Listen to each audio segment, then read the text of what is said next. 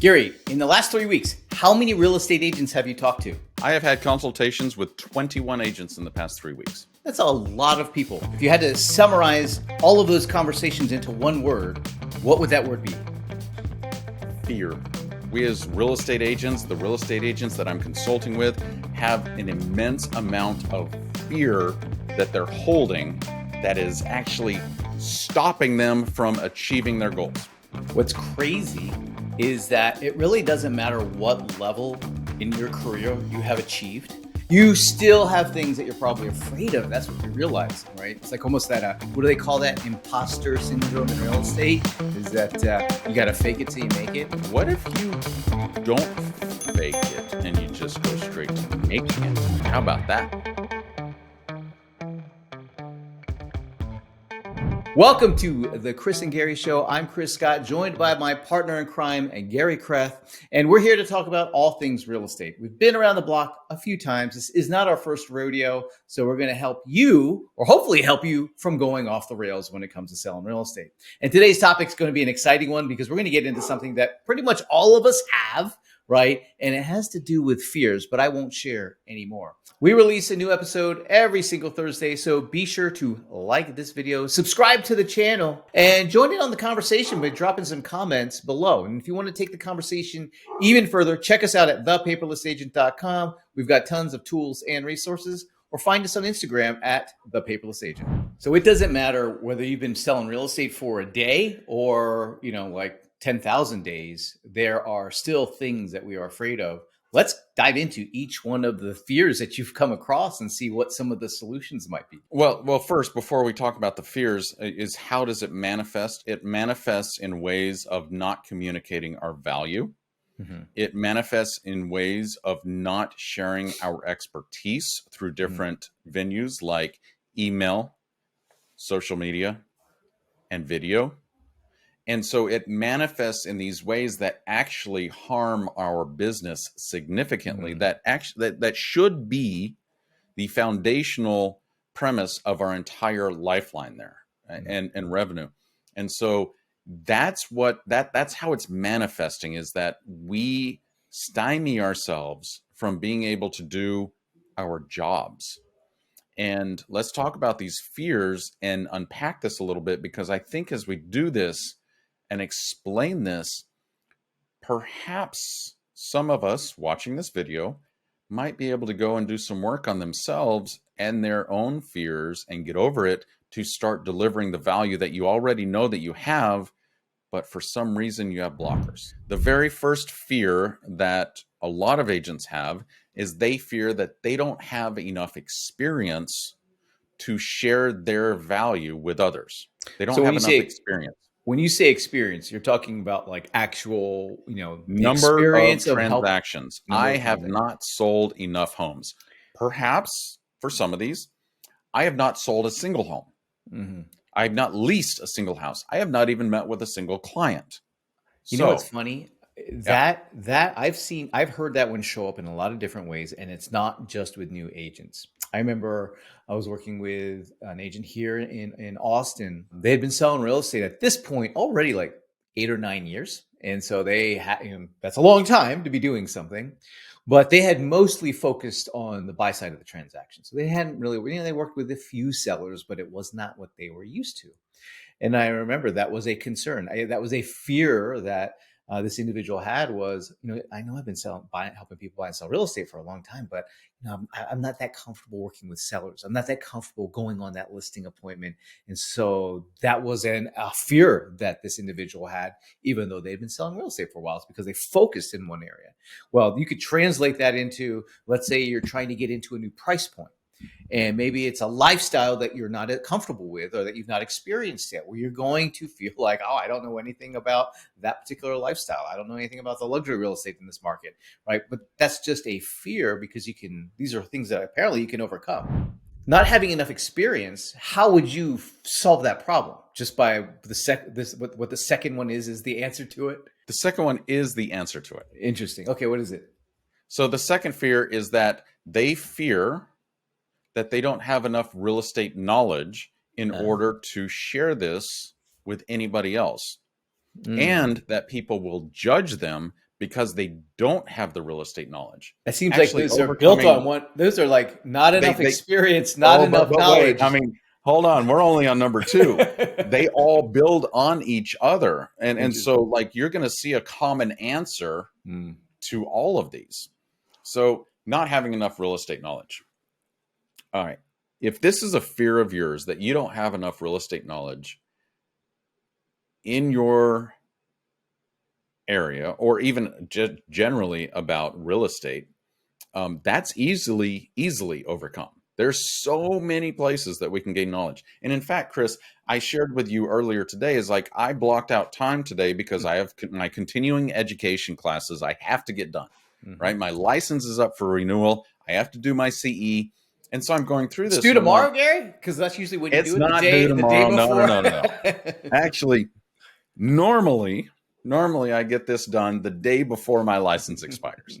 So here's what I find, Chris, is that as I'm going through my continuing education course, I'm learning new things. Like because things change. Mm-hmm. The environments change, regulations change, laws change. I'm learning, I'm absorbing. And so the more I absorb this knowledge about fundamental real estate, the more I feel confident to be able to share that with other people. So Mm-hmm. to me, overcoming not having enough experience, like, yes, you're going to have to get some transactions under your belt to feel more comfortable. A very, very easy way to do that, by the way, is to be a mentee. Go find a mentor who will take you under their belt, under their wing, probably not under their belt, that would be weird, but under their wing, and take you on listing appointments, on buyer appointments, show you how they process transactions, how they do these things, how they communicate with agents. When I was 22, 23 years old, I got my real estate license. I didn't know anything about real estate. And so what I did at the time is I set my butt on the ground outside of D. Schultz's office in Austin. We were with Prudential at the time, and she was the number one agent in all of Austin. And I sat outside of her office to listen to the way that she spoke with clients. I asked her, may I carry, and this was weird at the time. I think it's more acceptable now. At the time, I said, I'll carry your purse. As you go and show these houses, I want to listen to how you speak with these clients. I want to carry your briefcase and your listing packet as we go onto these listing appointments. I want to learn. So the very best way to overcome number one and number two of Just these one. fears is find a mentor who is willing to allow you into their circle and take you on these appointments. By the way, one piece of advice I have for you is 'tis better to keep your mouth closed and your ears open. Do not attempt to contribute anything to these conversations as your mentor is speaking with their clients, because that's going to be the fastest way to get you kicked out of the car. So that's a great way to overcome these kind of fears that you have, is go gain the knowledge. If you have fear because you have lack of knowledge, Just go get it. That's, I go mean, get it. pretty, that's, I forget who it was. There was a coach or a guru. It might have been Brendan Burchard, who talks about a lot of times in life, um, there's you and there's a situation or outcome that you want to have. And there's a little bit of an obstacle, right? A road bump or a speed bump that's in the way. And he said a lot of times the thing that, is that little stumbling block preventing us from getting from point A to point B is oftentimes just a lack of knowledge, right? Like you just need to learn the thing that you need to learn in this instance to get over this little hurdle. So whether that hurdle is, oh, what do I say on a listing presentation? Or, hey, I'm going to start doing video. What do I say on the video? Or like all of these things, it's just a matter of, hey, go get it. And when we allow ourselves to not move forward, right? And it doesn't matter, like any fear. I feel like if when we don't move forward, we get it stuck in that analysis paralysis, and then we just stay in the same situation longer than we ought to. Whereas moving forward, leaning forward, or moving towards the problem, you might first ask yourself, if I have fear about not having enough experience, what are the experiences that I need to get? In my mind, I should write those down. Well, I need to have experience showing a home. I need to have experience, doing listing appointments because I want to start focusing on more listing business, or, whatever. Maybe I need to get more experience in doing video because I want to start being more of a personality in my market. I want to start doing video to do that. Well, all of these things are one class, one video, one book away from us being able to solve that problem. And I feel like many of the problems that we have could be eliminated just by just taking that courage to take one step forward. You don't have to solve the problem. You just take one step forward to getting some more experience, some more market knowledge, right? Like You know market what this knowledge makes me is, think of, Chris? what's that? Dante's Inferno. Have you read the book? No, is that like a classic though, or something like that? Oh my gosh. This is a classic. So Dante, he speaks about hell. And Dante's Inferno, what he does is he actually dissects 9 levels of hell. Hmm. And it makes me think of this philosopher who wrote about Dante's Inferno and said, do you understand when you are in the middle of hell, which, by the way, I think most people watching this video would agree with me that being stuck in fear about this lack of knowledge, etc., it's like being in hell. It's our own self-created hell. But here's the thing. Did you know that the fastest and easiest route out of hell is just going straight through it? You can't extract yourself from, you have to go through it. And that's what Dante actually experiences. To get out of hell, you just have to keep going. You got to go through it. And then you come out the other side and it's like, oh, look at what I just learned. Look at the experience, the knowledge, the expertise that I now have to share with my clients. That's power. But the power comes from within to push through that lack of knowledge to gain the knowledge so that then you can be a much better version of yourself. Not just for yourself, but also for your clients. But I'd say more for yourself. So that's the first 2 fears, Chris. So the first one was not having enough experience. Yep. The second one was not having enough real estate knowledge. What's the third most common So fear? the third is actually ties into those first 2, but at a deeper level. And that's not having enough specific market knowledge. For example. Okay, what's a good example? Statistics.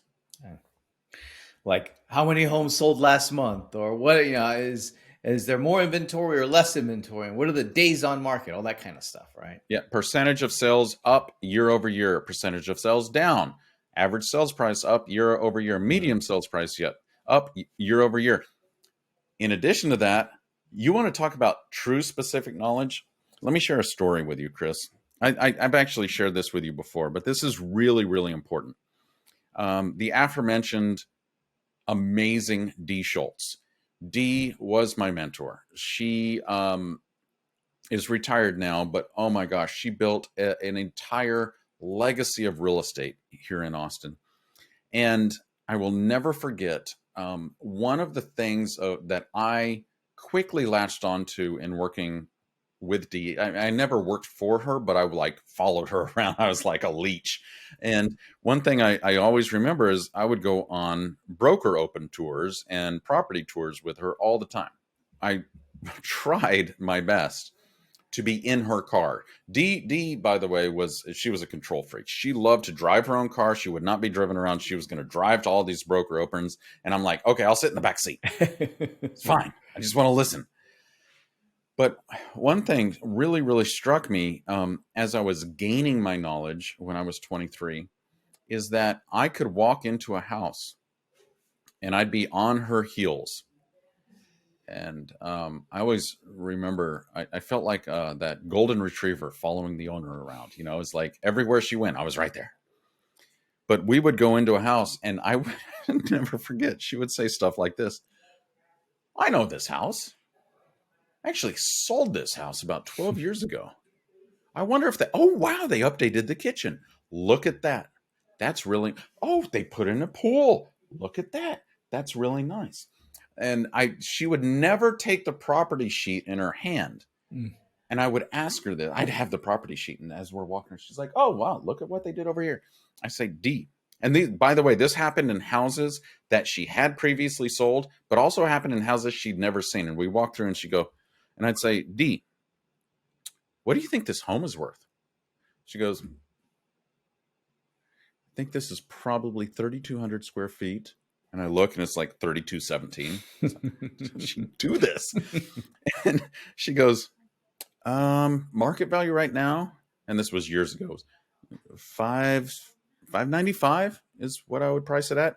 I'd look down, 600,000.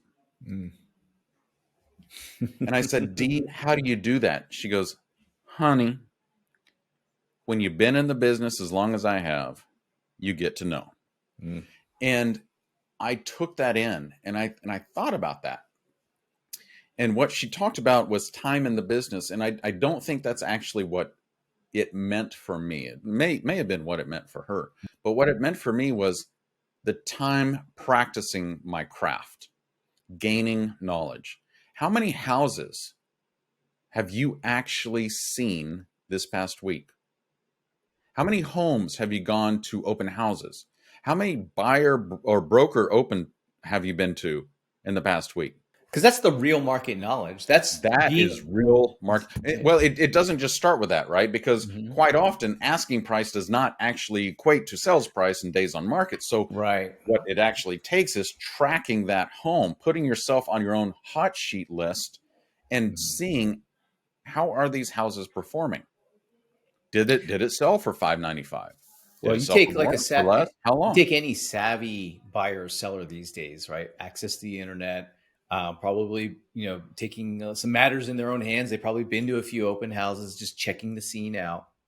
Pretty quickly as a buyer, when you're serious and you're savvy, you get to understand market values pretty quickly, right? If you've, as a buyer, even without the real estate professional, as you start to go in, you're getting that same market knowledge. And if you're doing it for, let's say, 8 weeks, a few months, during that time, that buyer is becoming an expert in the markets that they're looking at alongside with you. And so what are they doing? Well, they're assessing value. They're going into the homes. They're looking at the condition and the price, and then they are seeing what those homes come on and off the market at. That's the same market knowledge that all buyers want to have. But that's what we've got to bring to the table. Part of what we have to bring to the table. And you're saying that little thing, the fear of not having specific market knowledge, that could be solved as easily as just going out and previewing inventory very consistently. I mean, you got to open up the doors. You got to be in the houses. By the way, my wife, she said, ever since you stopped selling as much real estate and you're working more at Paperless Agent, you've gained weight.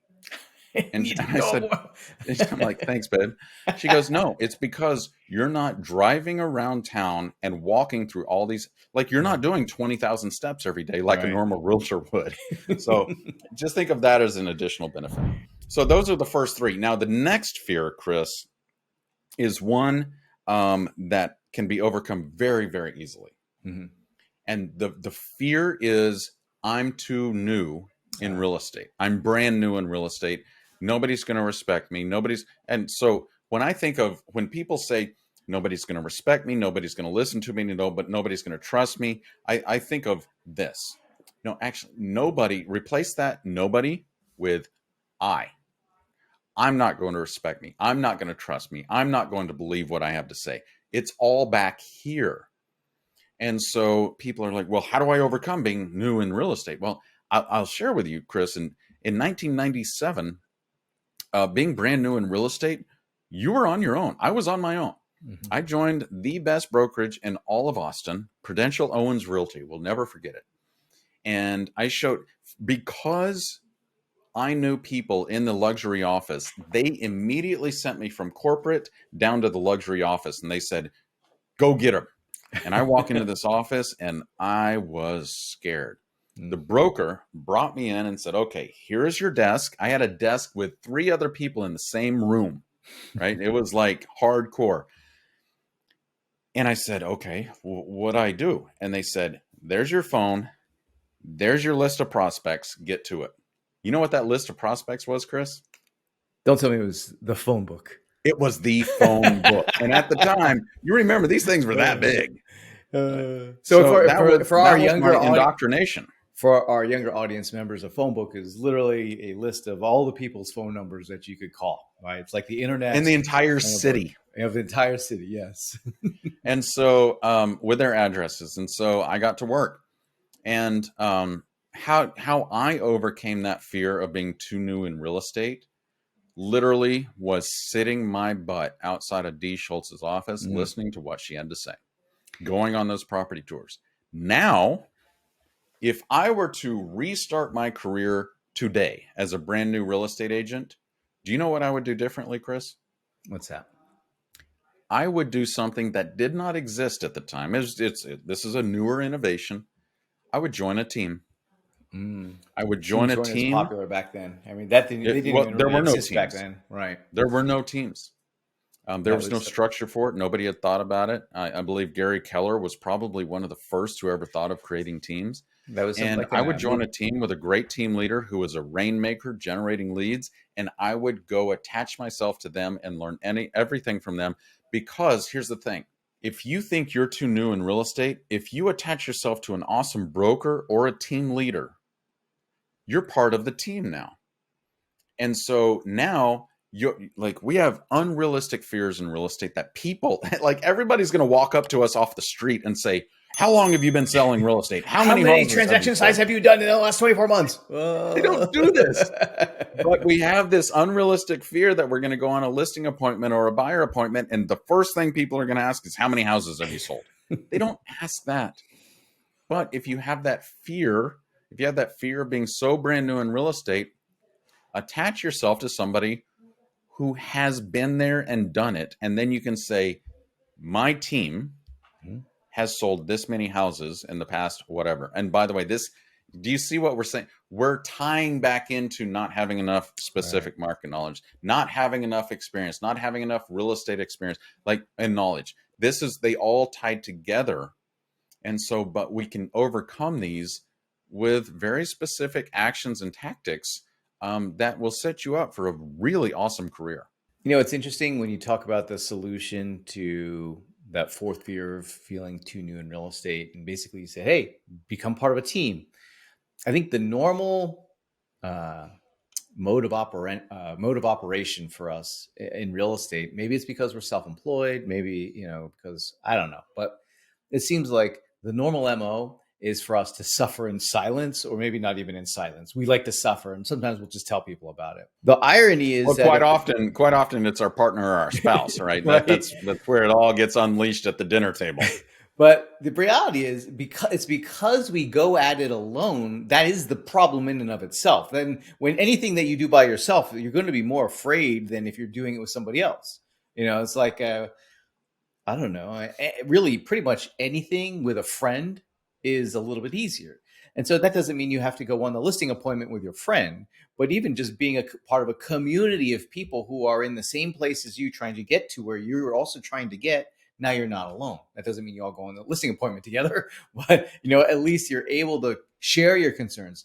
It's funny. A lot of times if I vocalize my concerns and I say them out loud, I'm like, it seems funny that once I say it out loud, it doesn't seem so scary after I've said it out loud. You know what I But mean? also think about this, Chris. Okay. So you're talking about being in a community. I think it's important to know who's got our back. Mm-hmm. And that's why it's always important to always acknowledge that you are part of a team. And by the way, that could just be your family. Mm-hmm. It could be your lender, your title, your inspector, Your all transaction team, so to speak, right? Right. They got your back. And here's why. Your success means their success. I think the more that we can elevate our own status in our own minds as I am the team leader of my own business, I am the entrepreneur. And by the way, I'm supporting all these other people back behind me who have my back. There's a lot of power in that. That's like a mindset issue too. When you think about it, like that's choosing, because sometimes facing your fear requires courage. That doesn't mean you feel confident, right? Like having courage is not being confident. Having courage is doing the thing you're afraid to do, regardless of how you feel about it. In fact, one might say it takes greater courage, the greater the fear that you have, right? The less confident you're feeling and the greater the fear, that requires even more courage to complete that activity or action. Yep. And so Like if that being the case, that's like leadership stuff, mindset stuff, something that we all can work on outside of real estate, right? Like it's a matter of, hey, how can I work on myself? Well, I could spend more time doing quiet time. I could spend more time in prayer, reflection, journaling. I could spend more time learning and learning even as a leader and learning how to communicate better. All of these things are going to attack that issue around fear and equipping me with some knowledge to be able to have the courage to move forward. There's an old professor, and I was watching some videos of his because he was teaching a course on how to teach courses, and he was basically explaining to people this concept of learner motivation. And because in schools and educators are always wondering, how do we keep our learners motivated? How do we keep our students motivated?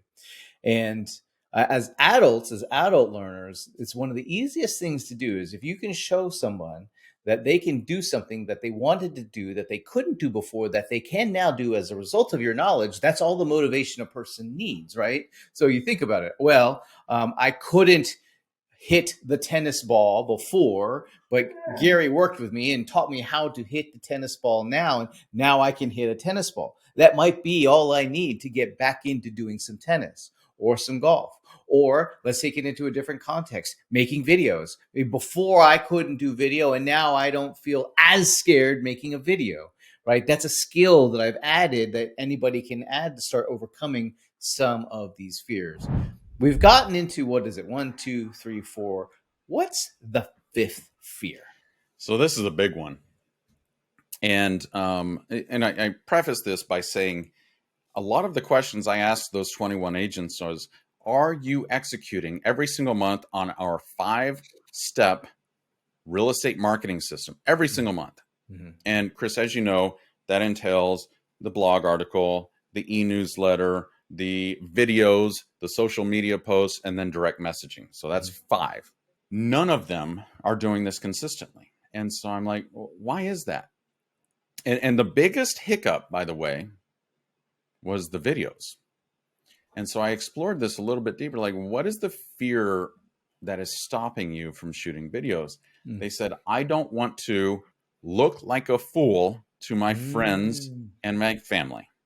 I don't want to look like a fool to my friends and my family. And I thought about that for a second. Chris, why would people have this fear of looking like a fool to their friends and family on video? They must not live my life, because I always look like a fool in front of my friends and family. I can't help it for some reason. Well, you said something a minute ago, and that was mindset. But I think mindset is the beginning. And then where we get to is, I think that for whatever reason, it's probably coming from familial history, somewhere in the past, our parents, our grandparents, our aunts, our uncles, someone was saying, you're not good enough. You don't look good enough. You're too fat. You're too skinny. You're ugly. You look like an idiot. You're a fool. And what happens is, all it takes is one person saying that one comment to us, and it's ingrained on our brain forever. And then when we're taught, oh, we need to do video, this thing comes up as a trauma. It's like we're all back in middle school again, right? Like every fear that you can have, every middle school fear that we ever had comes out as an adult.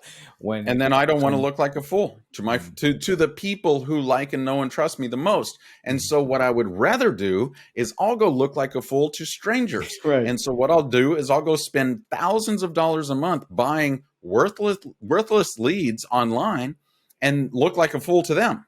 Yes, better to look like a fool in front of strangers, right? That's the funny thing is, it is our contacts, our connections, our friends, our families, our colleagues. It is those people that our reputation is built on. It's through the people that we know, or through the people that know us. Our reputations are not built on the backs of strangers. They are built on the backs of friends and family members and past clients who had good experiences with us, who then amplify that experience to the marketplace. So that's something we really need to lean in on, because people who know us, well, they inherently trust us more than a stranger. And we should take solace in the fact that if anyone's going to give us true grace for looking foolish, it would be our friends, our family, our contacts, our connections. They actually understand who we are better than a stranger would. In fact, they're going to have more grace. They're actually going to get our sense of humor. They're going to get us better than a stranger would. Well, not just that, Chris.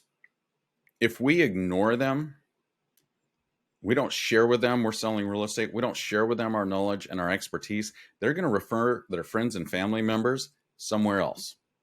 And so we're doing ourselves a disservice with that fifth fear. Now, sixth fear, I don't want to bother my contacts and my connections by sending them emails every month.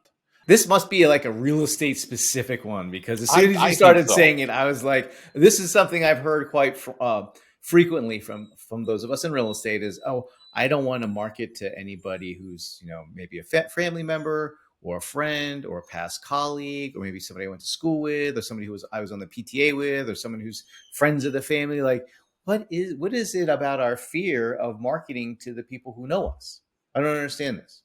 This is according to National Association of Realtors, right? It's like close to 70% of people, the way they're going to find us, the way they're going to choose us, is that they're going to either know us already in some capacity. Doesn't mean they've worked with us in real estate capacity, but they knew us in some capacity, or they had already transacted with us, or they got referred to us from somebody who knew us. Like, that's the way most of the business happens. So why wouldn't we lean into that fact and leverage that fact and make it easy to refer us instead of making it hard for people to refer us? And it's this one little fear. I don't want to look like a fool. I think, to me, it's a narrative shift. It's a narrative shift, is that you think you're bothering them. What they actually think is, whoa, look at that information Garry just sent me. Mm-hmm. Whoa, look at those statistics. Well, look at the knowledge that Garry has. Oh, I'm so grateful that Garry shared this with me. I'm going to send this on to so-and-so. So that's what actually happens. So remember, fear, false expectations appearing real. We are expecting them to have these interpretations like, oh, they're bothering me. That's false expectations. Reality is they're saying, oh, thank you so much, because this is good stuff. And in fact, when I have friends and family members who are in specific fields, I rely on them to share me their knowledge. One of the easiest ones is, my in-laws, they're all doctors, every single one of them. And so what I do before I even call my primary physician is I'm calling them to say, hey, this is what's going on with me. What do you think? And they'll give me the best advice. Why? Because they have shared their knowledge and expertise with me in the past. Now I trust them, and I'm like, oh my gosh, I'm going to them first before I go to my specialist. So, I think a lot of it has to do with how we think we're supposed to market to people versus what is in fact effective marketing. Like, if you're marketing in a way that would be offensive to friends and family, then you're probably marketing wrong in the first place. There should be no reason why providing good value, whatever the format that value is going to be, to help educate, inform, and let people know about what their options are, and what they should be looking for when it comes to a real estate transaction, and what they should be looking for in the real estate professional. Like, the more we educate and equip them to make those choices, then all we're doing is, it's almost like public service announcements. Our marketing, in almost is, in a sense, is a public service announcement, because, to be honest with you, there's a lot of people who you're somehow connected to that you would prefer that they hired you over a stranger. Isn't that true? Well, I hope so. I mean, like, what? So if that's true, then why would you expect them to work with you if you're not at least informing them of what it is that you do? Or are you hoping that they remember that you said at one time 7 years ago that you happen to sell real estate and you murmured it? There's no way they're going to remember that. People, we all live our own lives. We have to be reminded constantly. It's called awareness, right? In marketing, the concept of awareness is being aware of a company or a person's services or products. In real estate, that means when they think of real estate, they think of us. And when they think of us, they think of real estate. But if we're not producing that effect, then we're not marketing. And I would challenge anyone who says, oh, I don't want to send, I don't want to bother my contacts and connections. I don't want to send them marketing. Oh, no, hold on. This is my plea. Is if you are not going to market to your contacts and connections because of this fear, and you're not willing to get over that fear, I'm okay with that. All I ask is if you private message me and send me your contacts and connections, I will market to Yes. them for you Let's go on ahead my and just behalf. we'll go ahead and just tell us, and we'll communicate with them. We'll earn that opportunity for you. Yeah. So, You know what? so the The funny thing is, you joke around, but that's exactly what you're doing. You're it basically is giving your what. competition your database to say, "Go ahead." But the issue is like send me your contacts and connections, and then I'll refer them back to you, and then you just pay me your referral fee. That way, you still actually get to close them. Whereas what you're currently doing is, if you're not marketing to these people, is you're just letting them go find whomever, and then you're not even getting a referral fee. So those are the first six, Chris. The seventh actually ties into every single one of But them, this is a and it specific marketing one, though, right? This is a this specific is marketing one. And you know what? Before you share that one, I wanted to share. We did a study, and what we found is 84%. I think it was like almost 85. It was mid 80s. Mid 80% of real estate professionals either are doing video or want to do video this year. That doesn't mean they are doing video. I'm just saying there's a small chunk that's doing video. It's about 30%, and then a whopping 50% of plus agents, they're wanting to do video in their marketing at some point in the future. So video is a really big deal. TikTok exists because video is a big deal. Instagram Reels exists because video is a big deal. But there's what we have found, a lot of people not wanting to do video. And this last one speaks to that, Gary. So what's the fear? that last fear is looking too fat or too ugly or too skinny or bald Or or too tired too or tired too or whatever. ridiculous, whatever. Just looking too physically something that you don't want to portray on camera. And uh, interestingly, when I started hearing this fear, it was first from just the women that I was coaching. Mhm. And what actually happened is, oh, no, no, no. Men have as many fears around this, if Oh, not more, oh than yeah. the women. We men And have just the same fears. I yep, mean, exactly. we worry about like how many chins am I showing? Men worry about How like many I got going on today? That's yeah. 2.5. Like men, we have fears about what we look like and how we feel like. And gosh, look at those dark circles I got under my eyes today. Yeah, we're not immune to those things, right? Well, but I think it's what's important to understand here is that what you see in the mirror, what you hear through your own voice, because we do this, like we record ourselves and we're like, oh my gosh, is that what I actually sound like? What we hear, what we see, what we experience with ourselves is the worst kind of judgment Hmm. that we will ever have. Yeah, we're our own worst critics, right? That's We always the are case. your customers, your clients, your contacts, and your connections are not experiencing what you are experiencing about yourself. And so I think that is some work that we actually need to get over. And by the way, for me, the easiest way I got over this was to shoot that first video and post it. Like just get it out there. Shoot that second video and post it. Just get it out there. And also when you post these videos, don't go back to your social media and check every 5 seconds to see if people are checking it out and watching it. Like don't do that. Post it and move on.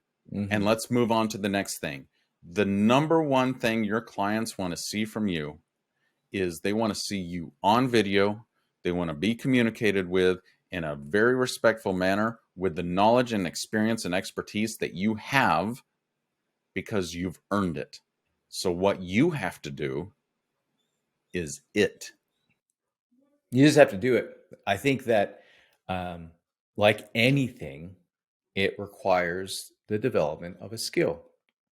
And it may not be as apparent to you that it is a skill that you need. It's not as apparent as, let's say, doing a listing presentation. That is a skill.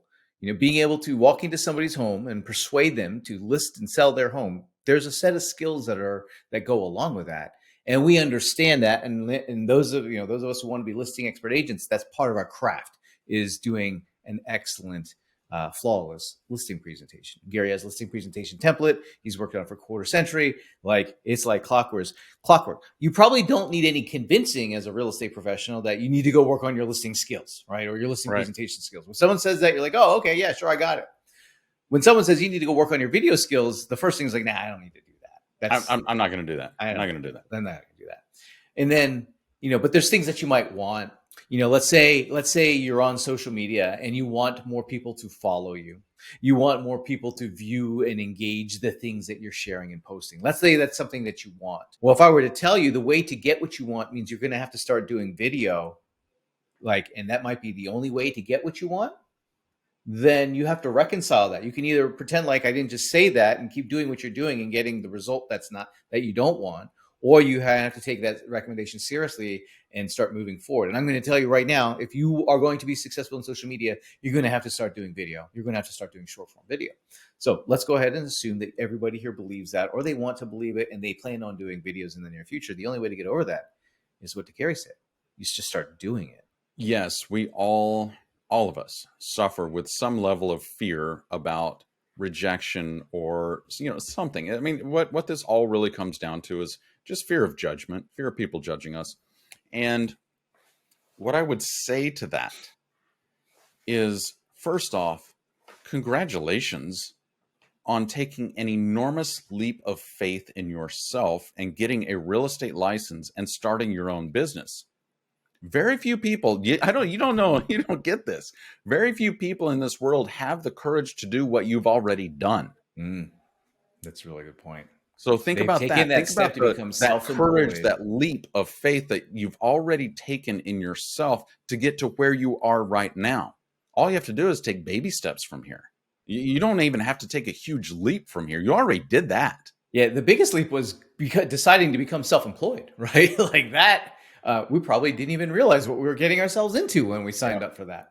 But if you've been selling real estate for any extent of time, there really isn't anything more scary than what you've already done. Now, our minds will make it up to be more scary. It's like, oh, that was easy back then. I had nothing to lose back then. Well, to be honest with you, you got nothing to lose now either. I mean, if you really think about it, the things that we're talking about, you got nothing to lose to overcome any one of these 7 challenges or these 7 fears or these 7 phobias that agents have. So just moving forward with it, there's no reason not to. Well, we really hope that you enjoyed overcoming fears in real estate. And we, Chris and I, and our entire team at the Paperless Agent believe in you because you've already gotten this far. It's just really, it's about taking baby steps. It's about gaining knowledge and that expertise and becoming part of a wonderful community. And if you're like me and Chris and the rest of the agents who follow us and you want to be part of a really powerful community, make sure that you like this video, click on subscribe, and then head on over to Instagram. Head on over to Facebook. Follow us at the Paperless Agent.